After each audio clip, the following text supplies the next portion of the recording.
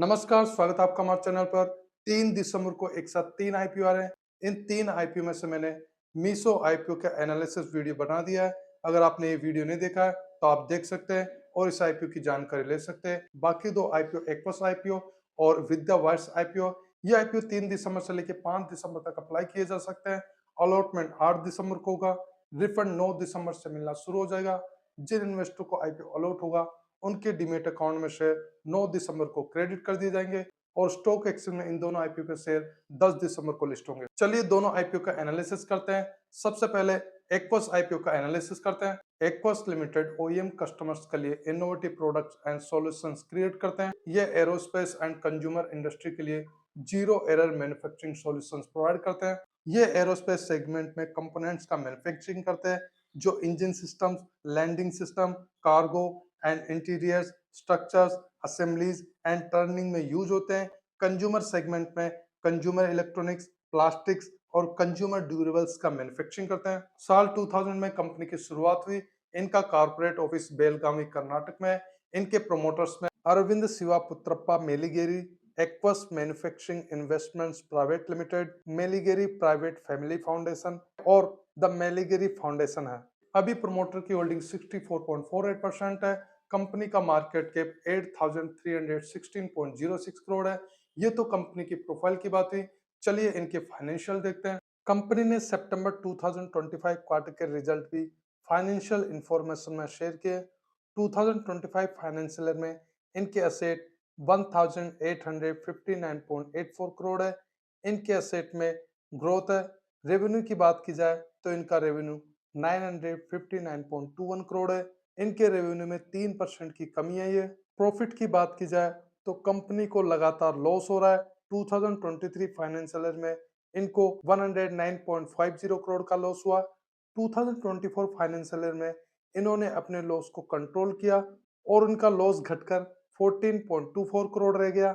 लेकिन 2025 financial year में इनका लॉस फिर से बढ़ गया और इनका लॉस 102.35 करोड़ है। सितंबर क्वार्टर में भी कंपनी को लॉस हुआ है, जो कि 16.98 करोड़ का है। EBITDA 107.97 करोड़ है, लेकिन इनकी EBITDA में अप्स डाउन है। 2023 फाइनेंशियल ईयर की तुलना में 2024 फाइनेंशियल ईयर में इनकी EBITDA बढ़ी, लेकिन 2025 फाइनेंशियल ईयर में इनकी EBITDA में फिर से कमी आई। नेटवर्थ का भी हाल ठीक नहीं है। 2025 फाइनेंशियल ईयर में इनकी नेटवर्थ 707.53 करोड़ है। 2024 फाइनेंशियल ईयर में इनकी नेटवर्थ ज्यादा थी, लेकिन 2025 फाइनेंशियल ईयर में इनकी नेटवर्थ में कमी आई है। रिजर्व्स एंड सरप्लस 135.09 करोड़ है। रिजर्व्स एंड सरप्लस में इन्होंने अच्छी ग्रोथ की है। 2025 फाइनेंशियल ईयर से पहले इनके रिजर्व्स एंड सरप्लस नेगेटिव में थे, लेकिन 2025 फाइनेंशियल ईयर में इनके रिजर्व्स एंड सरप्लस पॉजिटिव में आए। उधारी इनकी 437.06 करोड़ है।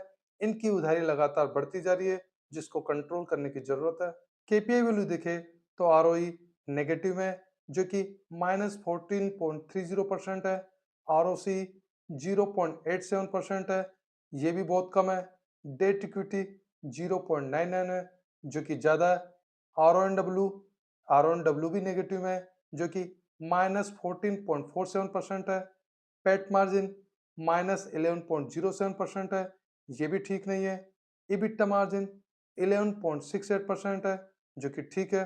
प्राइस टू बुक वैल्यू 9.94 है, जो कि ज्यादा है। ओवरऑल फाइनेंशियल की बात की जाए तो इनके फाइनेंशियल ठीक नहीं है। आईपीओ का टोटल इश्यू साइज 921.81 करोड़ है, जिसमें फ्रेश इशू 670 करोड़ और ऑफर फॉर सेल में 251.81 करोड़ है।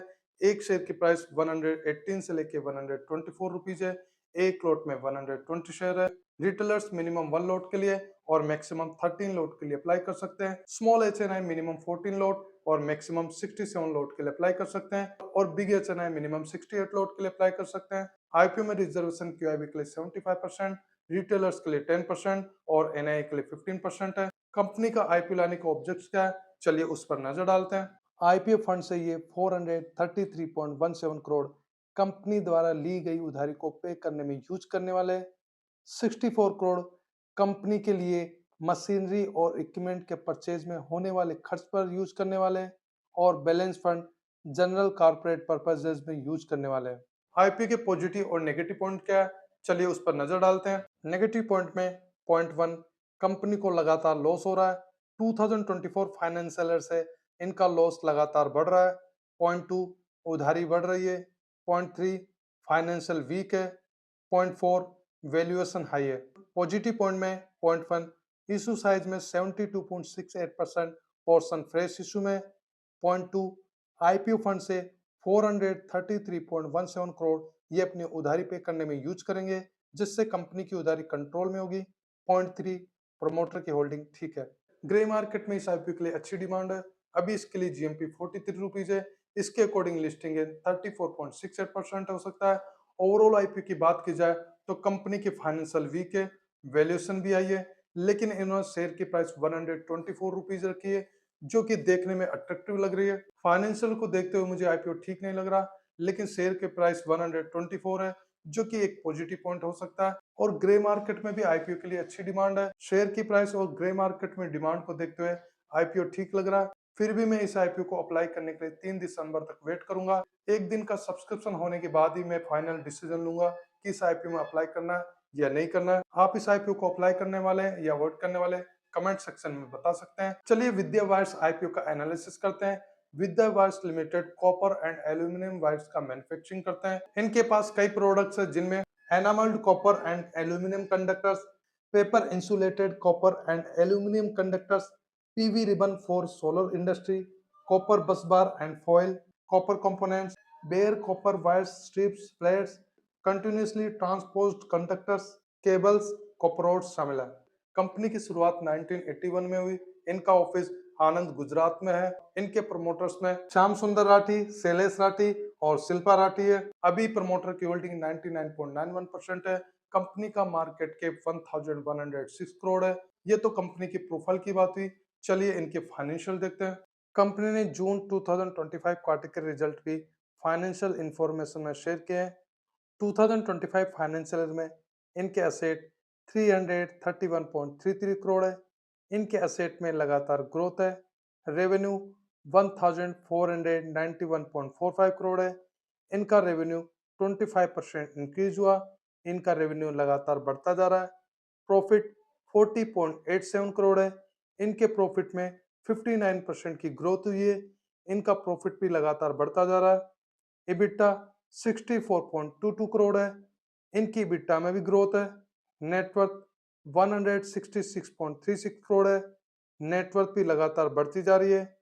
रिजर्व्स एंड सरप्लस 150.36 करोड़ है। इनके रिजर्व्स एंड सरप्लस में भी ग्रोथ है। उधारी की बात करें तो इनकी उधारी 145.63 करोड़ है। इनकी उधारी भी बढ़ती जा रही है, जिस पर कंट्रोल करने की जरूरत है। केपीआई वैल्यू देखें तो आरओई 24.57% है, जो कि अच्छी है। आरओसी 19.72% है, ये भी ठीक है। डेट इक्विटी 0.88 है, जो कि थोड़ी ज्यादा है, इस पर थोड़ा कंट्रोल कर सकते हैं। आर ओ एन डब्ल्यू 24.57% है, जो कि अच्छा है। पेट मार्जिन 2.74% है, पेट मार्जिन कम है। इबिटा मार्जिन 4.32% है, इबिटा मार्जिन भी कम है। प्राइस टू बुक वैल्यू 6.62 है, जो कि थोड़ी ज्यादा है। ओवरऑल फाइनेंशियल की बात की जाए तो इनके फाइनेंशियल ठीक है।